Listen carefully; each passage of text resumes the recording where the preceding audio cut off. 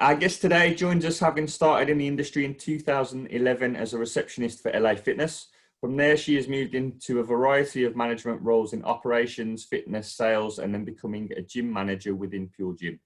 Throughout this time, developing a passion and love for group exercise and especially yoga, she made the leap to open her very own Hotpod yoga franchise in 2019. Quite possibly the most sunshine yellow person that I have ever met, Miss Liberty Selvester-Webb. I know you hate that, so I left it in there. I do. Yeah. Thanks, Dan. Appreciate it. You're right. Yes, good. Thank you. Yeah. I'm Good, yellow yes. anyway, so don't worry about that. I'm yellow as well.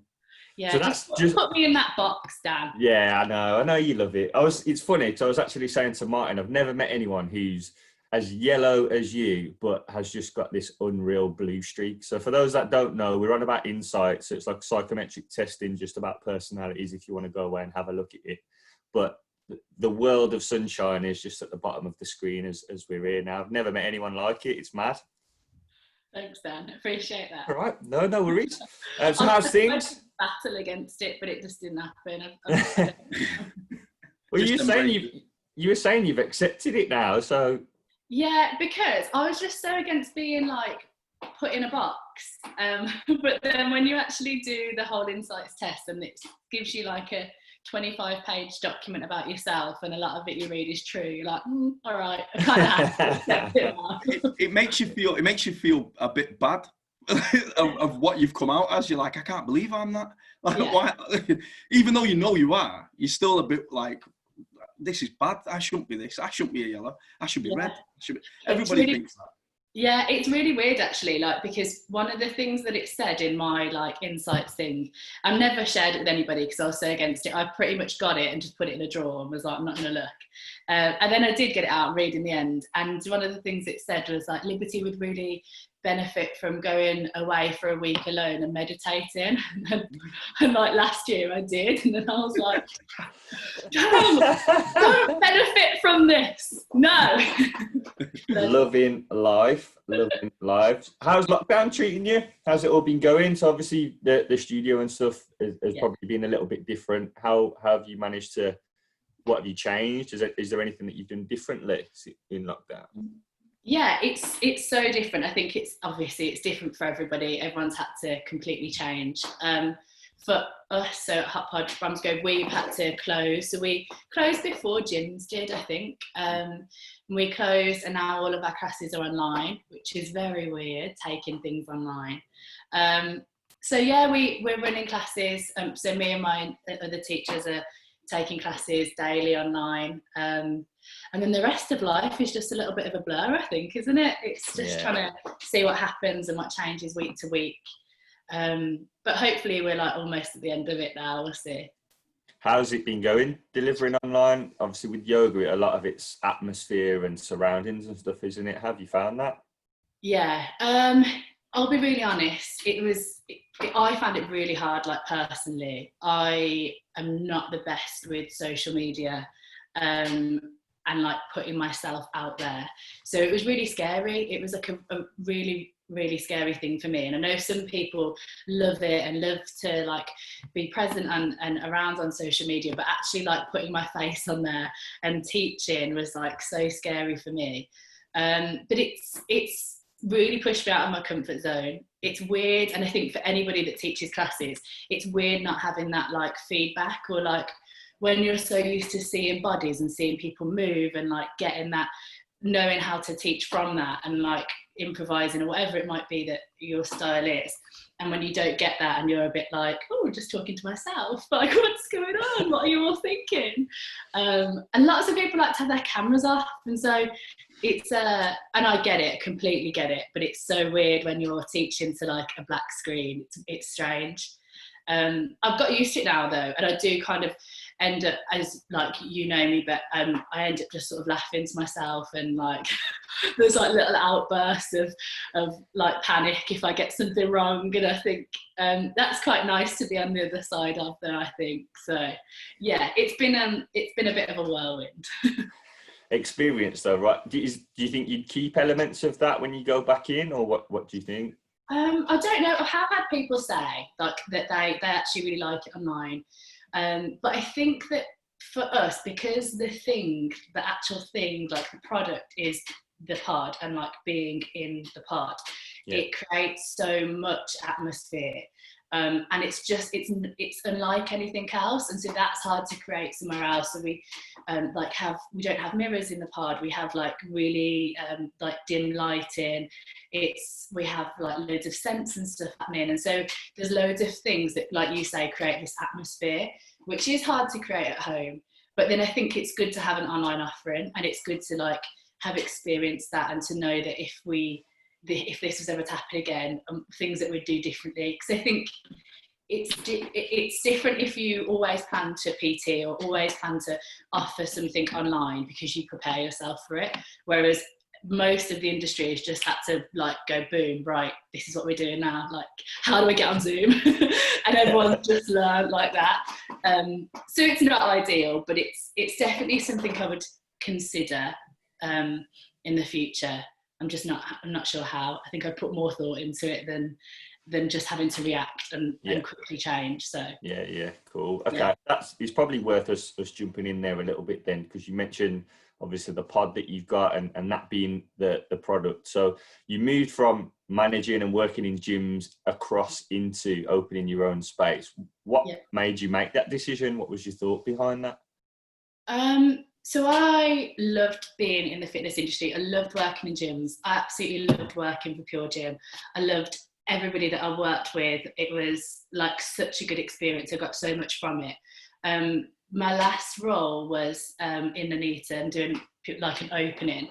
And I think that just made me like become more self-aware, I suppose. And like gave me the confidence, I suppose, to like take the jump to do it. So when you do an opening, I'm not sure if you spoke about it before, but you kind of go into an area I didn't have any clue about Nuneaton and have like a target set for you. You've got no members, you've got no team apart from an AGM at the time, so an assistant manager. And then it's just a bit like, make a plan, do something. And you're like, oh, okay, let's find 4,000 people. So obviously there's people there helping you and stuff, so like like openings managers and stuff, which were really helpful, but it was just a really big learning for me and having to make big decisions. And so then when we opened and everything had gone really well, I was a bit like, oh, what do I do? And I loved working there, I loved my team, they're amazing, and then just thought, what should I do for me? I'm just going to keep on working at Pure Gym at the moment, and I really wanted to do my teacher training, my Hotpod teacher training, and I went there and just like completely fell in love with the brand, fell in love with the style of teaching, all of the people that I was there with, and I was like, why don't I try and do this myself? And at the time it was really weird that I'd never thought of it before, because I'd been going to a Hotpod in Solihull for about 5 years, and then and then I just came back and handed my notes in and was like, guys, I'm going to go and open my own Hotpod. And all of my family and everybody at work was like, what are you doing? Like, think about this. And I was like, no, I'm just going to do it. And there was a lot of work that went into it. But I don't know, it was just this kind of change in mindset to, like, I could work for myself. And yeah, having the support and stuff around me to give me the confidence to do it was amazing. Sorry, mate. What was, like, you said that you just one day you left, went home and just said, like, look, that's it. I'm going to open my own studio without looking at places or anything like that. What was the next? What did you do then? What did you continue to work at Pure? Did you just chin it right off, or did you just go, you know what, I'm going to start looking around? What did you do? Yeah, so that was in February, and I think I ended up leaving in September. So there was a gap, but they kind of knew, because I felt bad not being like 100% in it, if you know what I mean. And I wanted to give like my management a chance to replace me or whatever it was. And so I let them know how I was feeling and let them know that I wanted to leave. And then started looking for property, so just somewhere to open, and had to kind of decide then on the area that I wanted to be in, Yeah, so property search was the next thing, and obviously funding, because it's not just as easy as like, oh, I'm going to leave my job. Like, I got a business loan to do that, and going through that process, that was probably the thing that took the longest, because that didn't go through for ages, because you have to get loads of like evidence together, which was, to be fair, it was quite easy for me, because I was in a job that I could get that information and I had access to, and it showed that I'd done research. But yeah, so kind of getting the money together and then finding a property was the next thing. And then as soon as I knew that I'd found the property, then that's when I left. I probably should, looking back, I probably should have stayed a bit longer, because we had to do a lot of work to the property, but yeah, I just did it.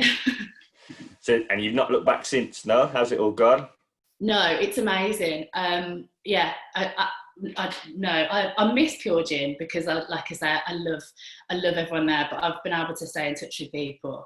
But then I love working for myself. I love having my own team, and also just being in I think the main thing for me is being in a really like positive environment, like all the time. And it's like what you can create, you can set that tone, and you can keep it going. And as much as I'm sure like you guys will know, but having a business is so personal, and it's so tricky, because you can't switch off from it, but then it's so rewarding on the other side of that. And there's something really special about that. So yeah.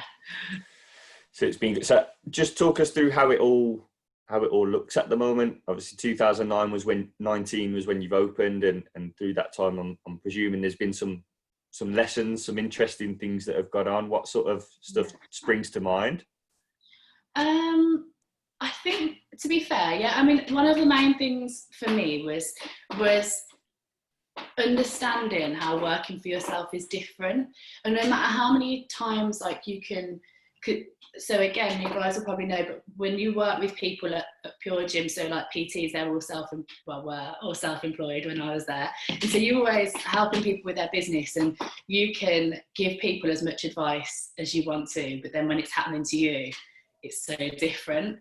So I really remember having a conversation with one of the PTs at Nuneaton, and saying like, she came to me and she'd hit a target, and then she was like, oh, it's not enough, like I need to keep going. And I was like, just stop for a second, because you need to realise that you have done what you said you were going to do, and you've done an amazing job. And like, you need to pat yourself on the back. Like, it's so easy when you own a business and you're just constantly looking for the next thing and the next thing, and then the joy kind of comes out of it, because you never stop and go like, well done, and there's not somebody there that says well done to you.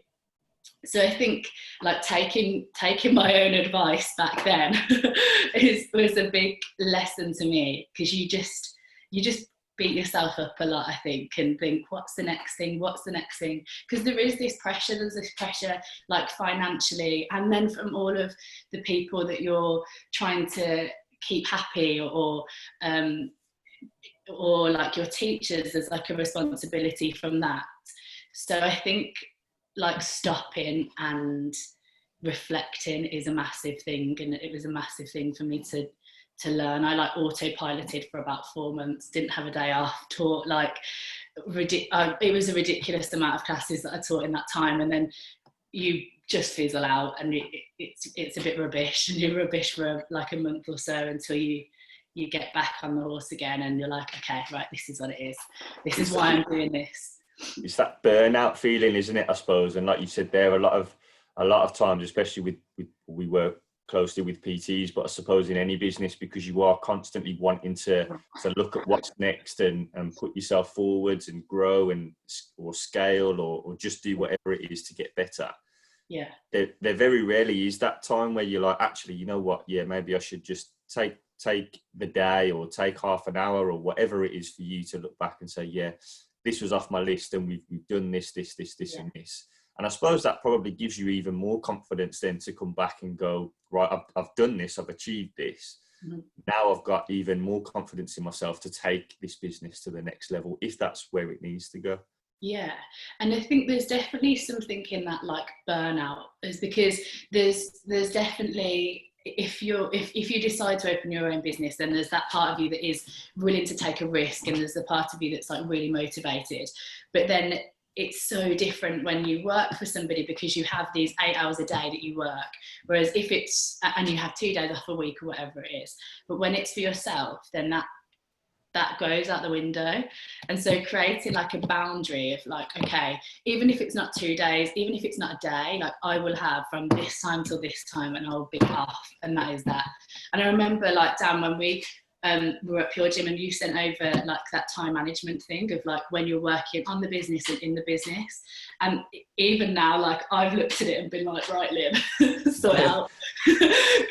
Because you can't grow. If there's, I mean, obviously there's that old saying, isn't there? But if the cup's empty, then no one gets anything from it. You know, like you can't give your 100% to someone else if there's nothing left. So yeah. I think time management's a really interesting one, because from a business point of view, and you hear it a lot, is that make sure you've got the time for yourself and you enjoy your life and whatever else. But I think just to put a slightly different spin on it, when you are going into a business or when you are going to set something up from scratch, there's never going to be that balance as you want it to be from the start. You've almost got to go and tip the scales one way, haven't you? Otherwise, at some point, it's just going to plod along rather than get into the level you want it to be. But as you say there, if you are regularly reviewing it and you're taking a step back to think, well, actually I've moved forwards, maybe I can adjust my time management a little bit more. So, or maybe even for yourself, is it looking at how you can maybe bring other yoga instructors in? How does that work? Is that stuff that you've been thinking of or put in place? Yeah, so I think there's a couple of things that contribute to that. So when I opened, and it will be the same for anybody, initially you're like, okay, so I can teach, so I keep costs down by teaching. I don't have to necessarily pay myself as much as I would pay somebody else, so I'm going to teach as much as I can. So when I first opened, I had like 15 classes on the timetable. I was doing 10, and then I had one of like an instructor that I knew doing 5. And then as soon as we opened, I was so lucky, but it was absolutely crazy busy. We had to add an extra 10 classes on a week. And so, but then I was so conscious of money. I was like, oh my God, like, and even if you have some money coming in, you're still scared about how to pay yourself. You're still scared, like, is there going to be a bill from somewhere that I didn't know about? Like, am I actually prepared for this? So just trying to keep costs down, I ended up teaching like 19 or 20 classes a week, which is out. I mean, now I'm like, I don't even know how I did it. It was outrageous. I literally like stayed there all the time. I was just at the studio constantly, and I did that for about 2.5 or 3 months, because I was so scared to get anybody else to teach anymore, so that I didn't have to pay anybody. And like, that sounds really stingy, but it was just me being like, I don't know what I'm doing with this money. Like, I don't know if I can afford this or can afford that. And I think at some point, it's having to take some time out so that you can like pass things on, and then you can give more to the business. Because when I was doing that, like social media and stuff, and actual like advertising, all of the things that I could have done outside of the business, which meant that I was working on the business, that kind of ended up having a bit of a dip. And so the longevity of it all, it just wasn't there. You can't carry on at that pace. You can't keep teaching that much. It's mad, because on a couple of podcasts we've done, quite a lot of people that own their own businesses and stuff have said similar stuff, but for very different reasons. And one reason is that they didn't feel confident that somebody would put their all into the products that they've built. And it was like, I'm doing all this training, all these classes, but I'm a bit worried that if I bring somebody in, are they going to continue to do it at the level that I expect? Did that come into play as well, or was it just money? Yeah, definitely. I was really lucky. So the lady my teacher that started teaching with me, Jan, she did her teacher training with me, so we went through exactly the same process. She's very different to me, but she, I really knew her, really trusted her, so that was the reason. And that, I suppose, that was the reason why for those 3 months there was nobody else that I like brought in, because I was so scared of, you want to, especially when it's somebody's first experience, you're really aware of that, and you really want them to have the best experience. But then I think that I don't know if the right word to use is naive, but to think that everybody wants to come to your class, because I think we all like different things. We all get different things from different instructors, and it's the same thing. Like you might not have the best view of the instructor that you get in, and you might get amazing feedback from them. And you don't know, as much as, yes, they might not give it their absolute 100% like you would, but they might give something that somebody else wants or needs. It might go against you, but without taking that like little risk, you don't know. And I think I've definitely learned a lot about that, about kind of onboarding with teachers and trusting people. But then if you can have like enough of I don't even know if I would call it an interview that we would have, but like a trial, or just get to know somebody and put things in place. One of the really good things with Hotpod is that we ask people to go on an immersion day. So anybody that wants to come and teach at Hotpod, we'll ask them if, after we meet them and stuff, if they'll go and do a day of like training in London, and it's free and we pay for like travel and stuff. But then it's kind of this extra step that people would need to do that shows that they're like committed and they actually want to come and teach. And so having like something like that, even if it's not like going up to London for a day, because I know that not everybody can do that, but just something like a trial class, or just actually being able to see, and then having a trial period, because I mean, you would have it in a normal job. So having that and like protecting yourself, I suppose it's like all of the businessy bits of business that you don't want to do. And that when it's you don't say, like, when, example, when you work at Pure Gym, you know that there's this and this step. And if they don't follow that, then like you're the representative from Pure Gym saying no, rather than you being the person saying no because it's your business. And that was like, for me, I was like, oh God, like they know I'm saying no and I've made this decision. But you have to have boundaries, and there has to be a process, and I think that's important. From that probably initial moment when you said, I'm going to open my own gym, I'm going to open my own studio, so you didn't even think like that, did you? And that was something that come in, I'm guessing. Yeah, no, I didn't. I thought, again, I think I really thought, because I'd gone through the process for somebody else and like done this opening, that gave me, it did give me loads of tools and loads of things that I could like pull on from experiences.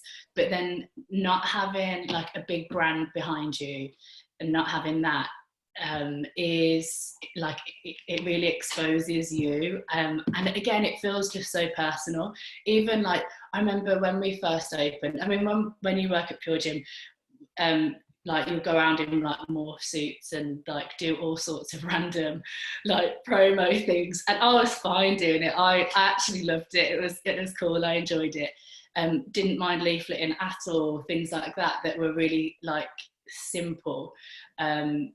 I now worry about, because if somebody says no to you when you're giving out a Pure Gym leaflet, you're like, don't want to go gym, fine. Whereas now I'm like, hold on, don't want to come to yoga? Like, what's going on? Is it me? Like, why don't you want to do this? So it's like that thick skin and not having something to hide behind, which I found really hard. And I think it just comes with time, that not everybody wants everything from you. Same with instructors. It's not always about you. People don't know that it is you, or that it is your studio, or whatever it might be, and they come for different reasons. So it's just like letting that happen. So how does franchising is quite a new thing to me, in terms of I've never looked into it or understood it or known much about it. So how does that all work? What's the things behind it that people like me wouldn't know? So yeah, so with I don't know about other franchises, but I know obviously how it works with Hotpod. So with Hotpod, the process that I had to go through I was already doing my teacher training with them, so I don't know if it was slightly different, and it might have changed now, but I just kind of expressed an interest when I was there, and then put a business plan together of how my franchise would look. And then there's like an upfront payment, so like an initial franchise fee that you would pay. And that's for Hotpod. That's like includes like the pod and the equipment for the pod, and then I suppose the right to kind of like use the Hotpod name, and then everything other than that, there is a lot of support from head office, but it's kind of like going out there on your own. So like finding your property and any like renovation that you need to do with property, that's kind of all up to you.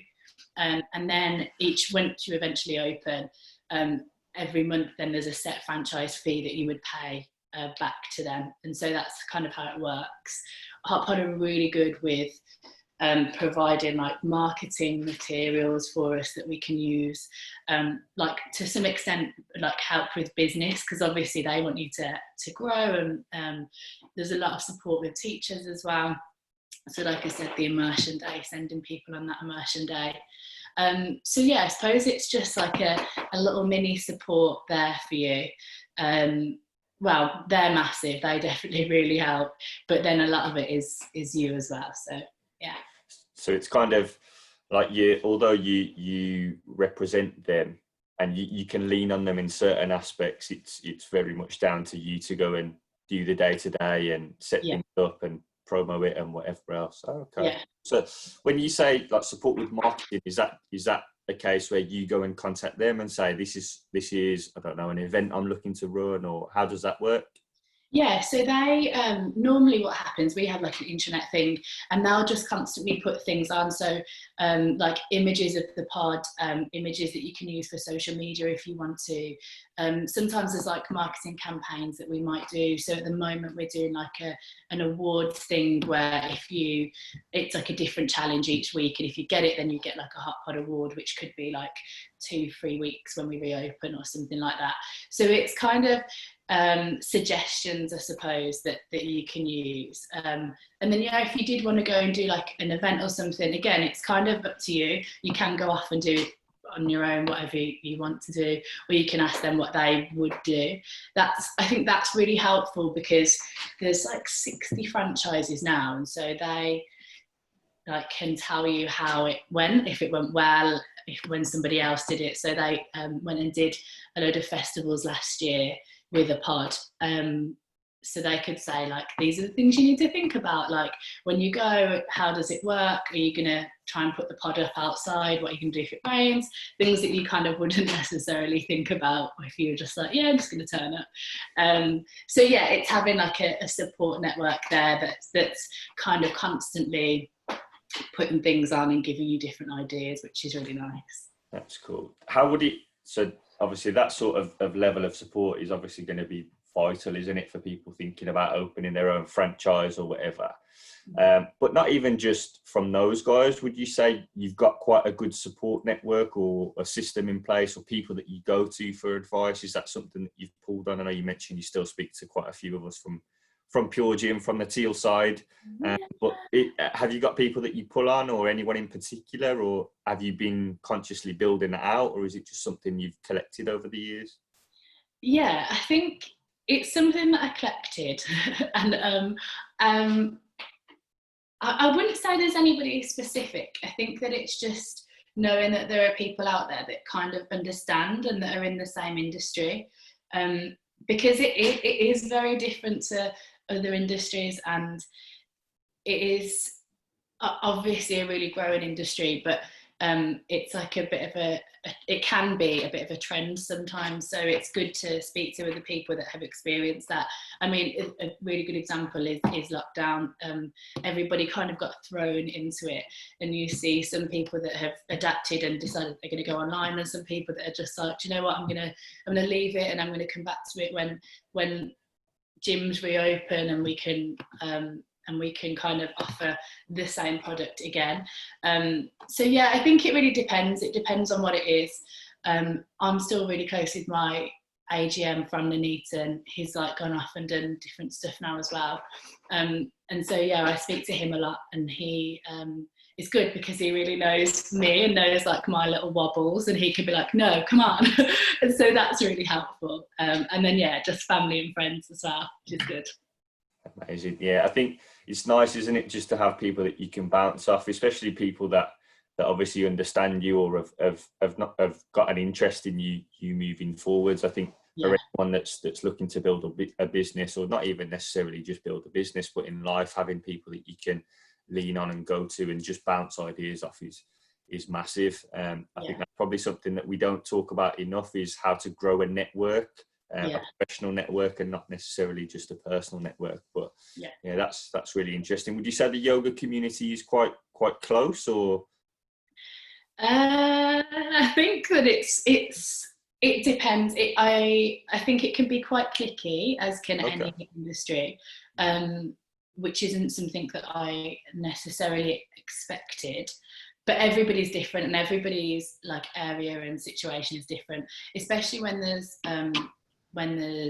people that are self-employed within that industry, because to some extent people are and have to be looking out for themselves, and then knowing that you've got their best interest that's a really important thing for me, like that whole personal aspect of things, and helping like them grow. I think that's like something that's been installed in me from Pure Gym, is like trying to help the people that you're working with. Like, yes, they work for you, but they're also part of the team, and if you can help them, then that's amazing. And that's sometimes more valuable than like the money side of things. So I kind of feel like, for me, anyone that does yoga, or anybody that is interested in the industry, that is an amazing thing. Anybody that wants to do yoga, anybody, even if they've never done it before, the more people the better. But it's not necessarily the same for everybody, I suppose. Yeah, of course. Okay, cool. So that's pretty much you in terms of where you've got to now. Looking back at when you first came in, I know we had a bit of a catch up before. I think it'd be really great if we could share with the listeners just some ideas, or a little bit of a checklist that you've put together for anyone listening that's thinking about either starting their own franchise or opening their own yoga type studio. What sort of things would you put on them to consider or think about? Yeah, so I think one of my main things would be like research. Like, before you do anything, research and be realistic, as realistic as possible. And sometimes that is rubbish, and that isn't the thing that you want to hear, because you've got this amazing idea and it's like bubbling inside of you, and you're like, oh my God, it could change my life, and these are all of the things that I could do, and these are all the things I want to do. But sometimes it's good to just take a step back and look at like the bigger picture. The money side of things is really important, and how that continues in like the long run, rather than just right now, and how I'm going to get through this next year or next month or whatever it is. I think it gives you a chance to reevaluate, doesn't it? Touching on that, what you said, because something very similar happened to me and Dan with people that we sat with. We thought, we've got this nailed, we understand what this is, and then somebody from out of our world pretty much said, issue, problem, issue, what about all this? And like you said, because we love it and we're passionate about it, we took it very defensively. Then we had to think about it, and it gets you to have a look at what you actually do need and how you can fix those things out, doesn't it? Yeah, definitely. And I think, even though at the time you're like, this person is killing my dream, it's something that you look back and think, oh, I wish I'd listened to, or I wish I'd thought about that. So I'd say, research and just like speak to people. And as much as you might feel that you're protective over this idea, hopefully the people you speak to are going to have your best interests at heart as well. So being realistic, maybe having like a little bit of a backup plan. So I work part-time, like for the first, it only lasted for like a month when I opened, but I tried. So having a little bit of a backup plan, or having like some money coming in, I think like the financials for me was the main thing, because you can, honestly, you can make it look as good or as bad as you want to. And I think we're all guilty of it. I think if you've ever done any sort of budgeting before, then you look at like the things that you pay for and you're like, yeah, okay, I pay for that sometimes. And actually, like, you do, or you do spend this much money, and trying to work out how much you actually need to live and how much your business is going to spend and how much that needs to continue, and then how much you need to make, and kind of really, really knuckle down on the financials. Maybe even be a bit harder on yourself than you think you should be, so that when you do open, or when you do get going, you have like a nice surprise rather than the opposite. Bills coming out your ear holes, one of those. Yeah, exactly. But I just think it's something that's so scary, but when it comes down to it, whether you've got the best intentions in the world or not, and whether you're doing it like for the love of what you're doing, there is a money side to it, and that's what it's about. And you can't deny it. That's why you do it, instead of carrying on and working for somebody else. Even if you are going to work for somebody else, it's about money, and so you have to kind of be really serious about that. So I'd say, yeah, research, be realistic, and then I think property search, and I think we touched on it a little bit earlier, but finding a good property, a good location with all the things that you haven't necessarily thought of, like you said, like parking. Make sure, is parking necessary for you? Is it by a train station? Is it by a bus stop? Can people walk to you? That's like something I didn't realise for ages, but our studio's like tucked away, because I had a bit of a struggle finding property because the pod's quite big, so we had to find a big space. But then with space comes like business fees and stuff, so like service charges or business rates. So finding a property was quite difficult, that had parking, that had all of the things that I needed, that was big enough. And then I realised, like, honestly, about 6 months in, that it was quite tricky to walk there. And I was like, oh, didn't think of this. And it's not the worst thing in the world. I realised that, you know, I mean, being on a high street has so many benefits. People are walking past you all the time. You kind of get that bit of marketing where someone might just pop in. But then being tucked away also has its benefits. You're probably going to get more parking. It's probably going to cost you less. So it's just weighing up on the property side of things, doing your research around property and around competition, whether you like to think of it as competition or not. They kind of are, and it's important to go and research them as well, and what they do and what they offer, and how you might be different or how you might be the same, and how, even if you could like work together or something, that'll definitely be a big one, property searching. And then the upside of things, the day-to-day, how it's going to run, how your day is going to run, how you want it to run. When you open your own business, you've got that freedom to do that, and there's, like we've said, there's that real want to go all in and be 1,000,000% for the first 3 months, like I did, and then fizzle.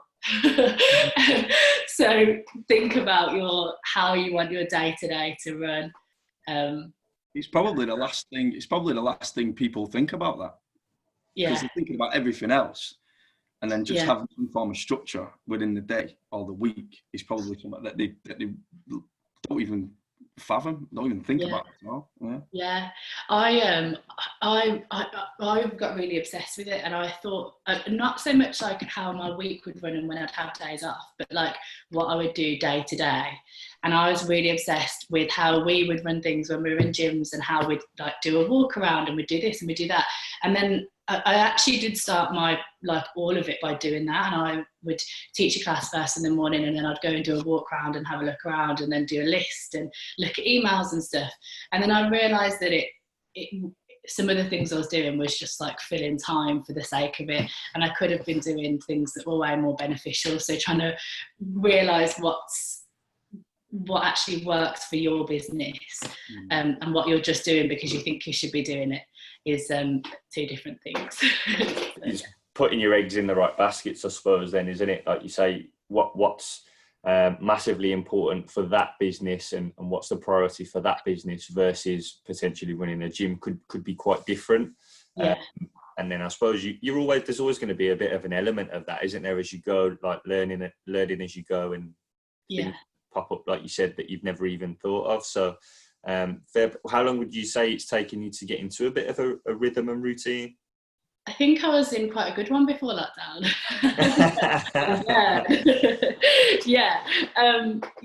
I think it did, honestly, it did take me about a year, I would say, to get into a bit of a routine, and to build that trust with my instructors, to like kind of trust that they would do all of the right things, I suppose, and to have a bit of a balance in life as well. So quite a happy work-life balance. But it got about a year, and then it got thrown.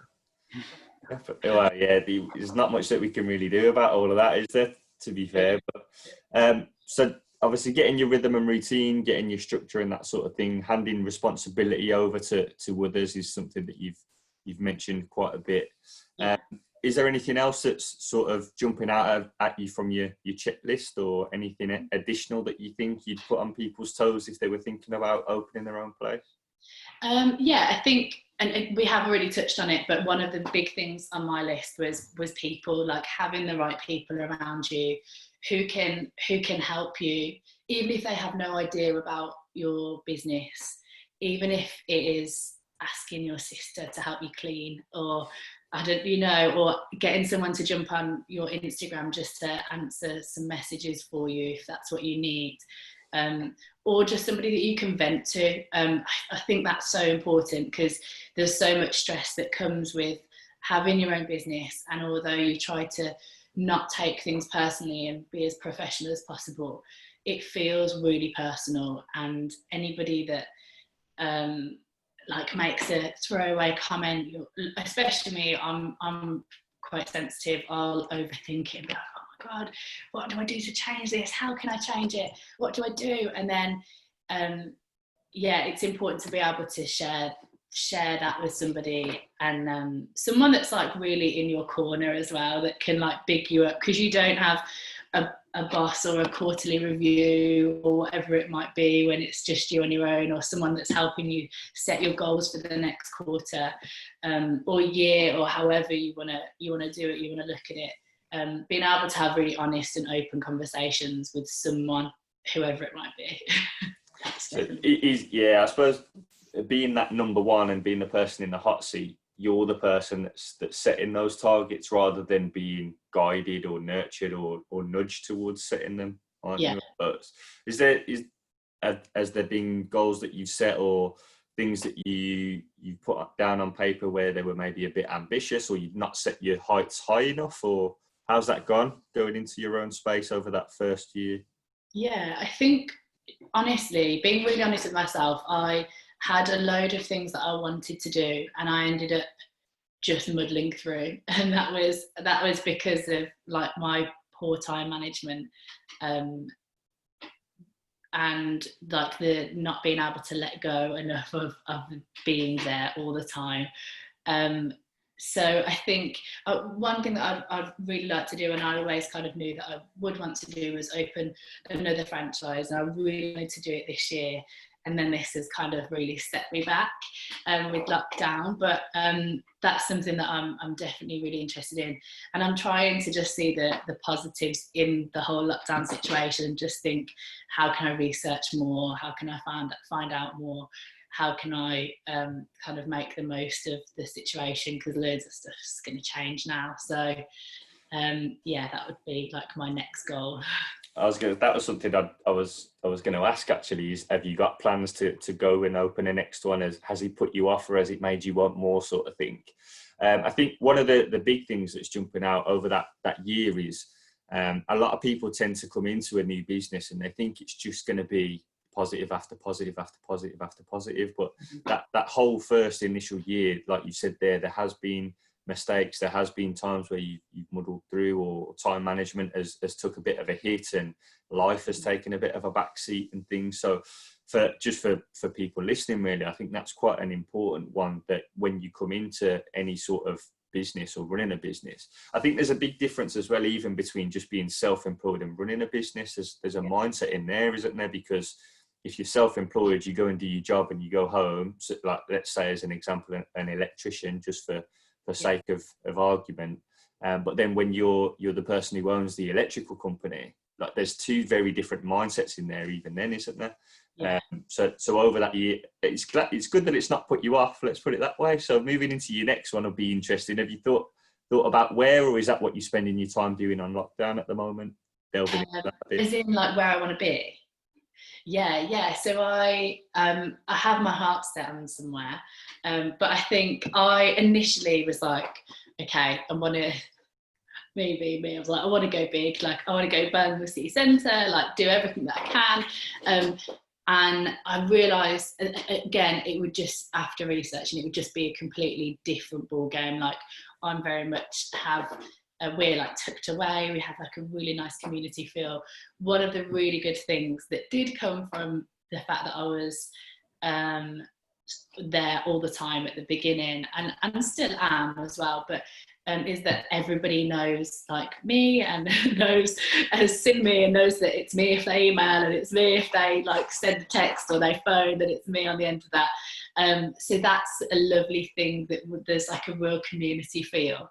And again, like, going back to gyms, it would be when I went from working in Redditch to then working in Snow Hill, and I had all of these big ideas, and then I got there and no one wanted to join in with any of my charity events, and no one wanted to take the time to come to my classes. And that was like a real big, I was like, oh, but there's so many people there, there's this, there's that.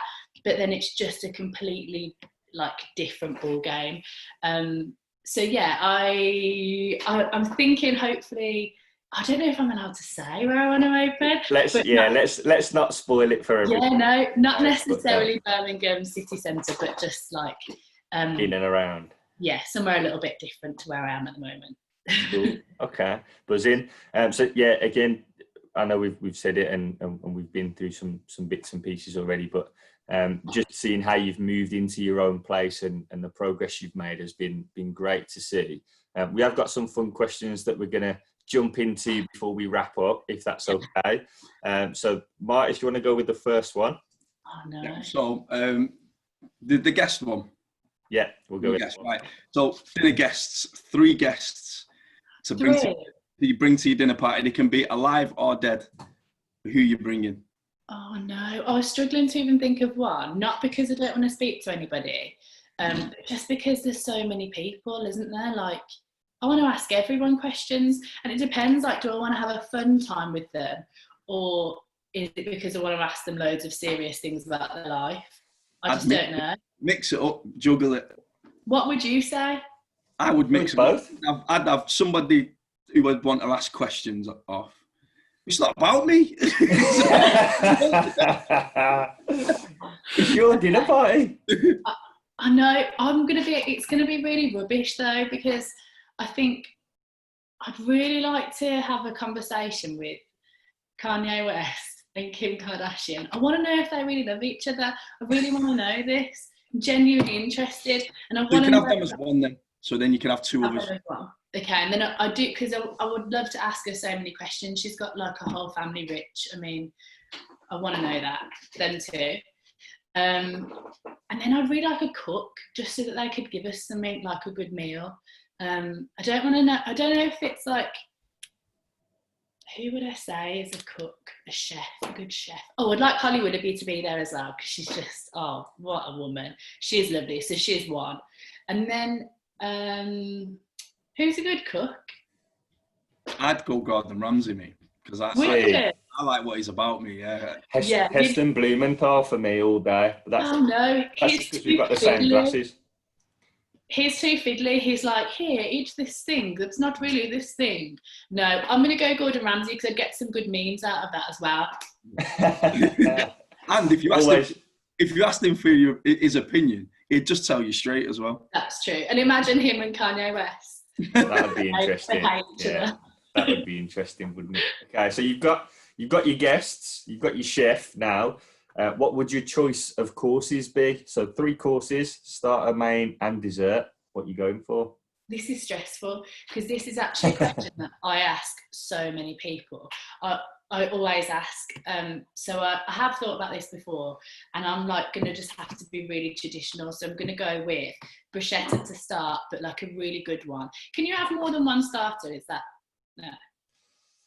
Yeah, it's your dinner party. You do what you want. Do what you want. I'm going to go bruschetta.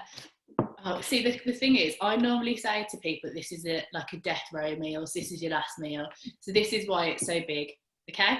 So I'm going to go bruschetta and we're going to go mozzarella sticks.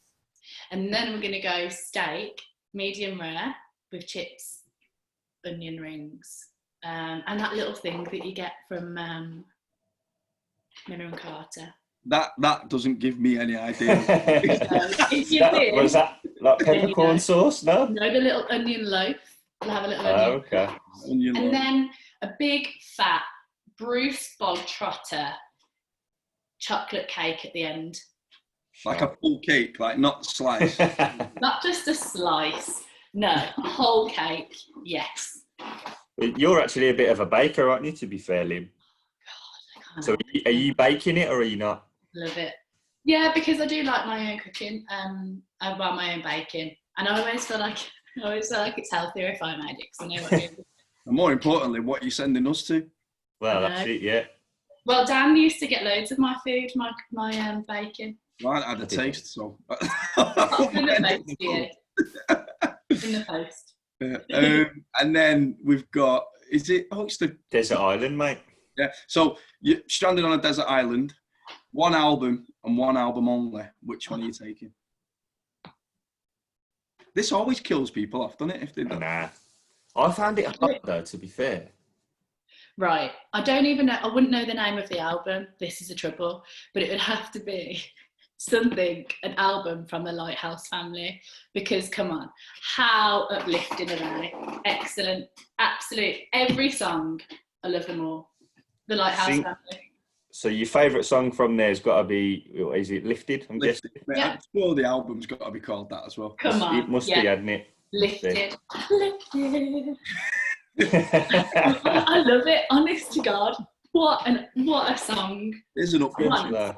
When I had Facebook, I don't have it anymore, but when I did have Facebook, I absolutely had to delete somebody because they said that they hated the Lighthouse family, and I just was like, I can't have you in my life anymore. Gone. That was it. I used to like that.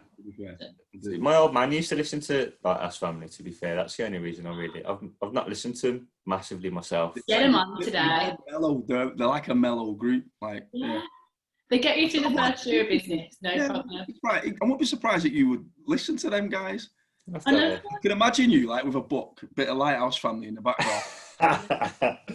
Brandy in one hand will be well away, mate. Yeah, cool. Okay, no, but yeah, buzzing. Like really, really good choices as well, mate. So really, really good. Again, massive thanks, Lib, for jumping on. It's been really great. Thanks for having me. All of your experiences and stuff, and just how you've gone into the industry that you've gone into, or not that it's a massively different industry, but the sector that you've gone into and how you've grown, that has been a massive credit to you and great to see. So again, thanks for jumping on. For all of the listeners, if you do want to subscribe, if you click down in the bottom corner, that will give you an update every time we have an episode released. But other than that, as always, thank you for listening, and we'll catch you all next time. Have a great day. See you soon.